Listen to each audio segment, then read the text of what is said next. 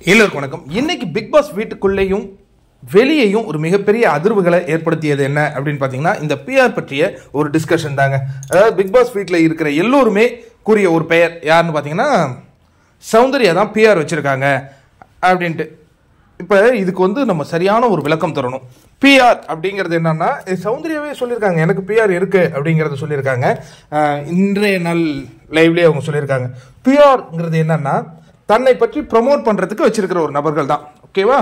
இனிஷியலாகவே initial வீக்கில் நமக்கெல்லாம் ஒரு பெரிய சர்ப்ரைஸ் வந்ததுக்கு காரணம் என்னன்னா, என்னப்பா இவ்வளோ ஓட்டு விழுவுது சௌந்தர்யாவுக்கு, அவங்க உள்ள இன்னும் பெருசாக பண்ணலையே அப்படிங்கிற அந்த கேள்வி இருந்தது.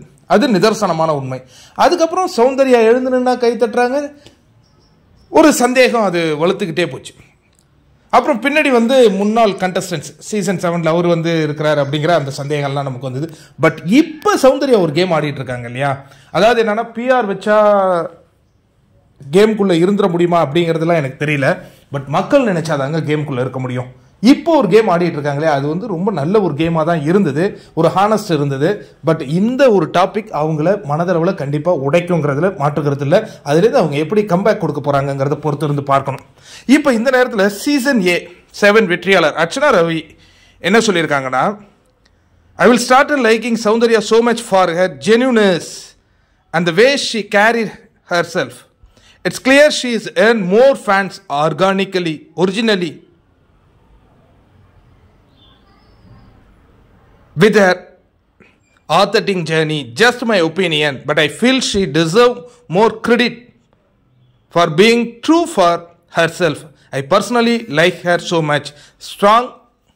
Stay strong சௌந்தர்யா அப்படிங்கிற ஹேஷ்டேக் இதுதான் நம்மளும் இதான் சொல்கிறோம். அதாவது என்னன்னா, நமக்கும் ஆரம்பத்தில் இந்த மாதிரிலாம் ஒரு சந்தேகங்கள் இருக்கும் பொழுது ஒரு கட்டத்துக்கு மேலே சௌந்தர்யா கிட்ட இருக்கிற அந்த நேர்மை மீன்ஸ் என்னன்னா, யாரையும் பேக் பைட் பண்ணுறது கிடையாது, யாரை பற்றியும் தவறான முறையில் பேசுறது கிடையாது, நிகழ்வுகளை நேரடியாக ஃபேஸ் டு ஃபேஸ் பேசும் அந்த திறனெல்லாம் நம்ம கண்டிப்பாக பாராட்டணும். இந்த நேரத்தில் இப்படி ஒரு விவாதம் வந்திருக்கு, அது அந்த பொண்ணை மிகப்பெரிய அளவில் காயப்படுத்தியிருக்கு. எனவே ஒரு 10 வாரம் 12 வாரம் ஒருத்தவங்க பிஆர் வச்சுக்கிட்டுலாம் மட்டும் கடந்து போயிட முடியாதுங்க. அவங்களுக்கும் ஏதோ ஒரு விஷயம் இருக்கணும். அதனால தான் அவங்க ட்ராவல் ஆயிருக்காங்கிறது தான் என்னுடைய கருத்தாக இருக்குது. சரி, இவங்ககிட்ட மட்டும்தான் பிஆர் இருக்கா, வேற யாருக்கிட்டையுமே இல்லையா அப்படிங்கிறத உங்கள் பார்வையில் விடுறேன்.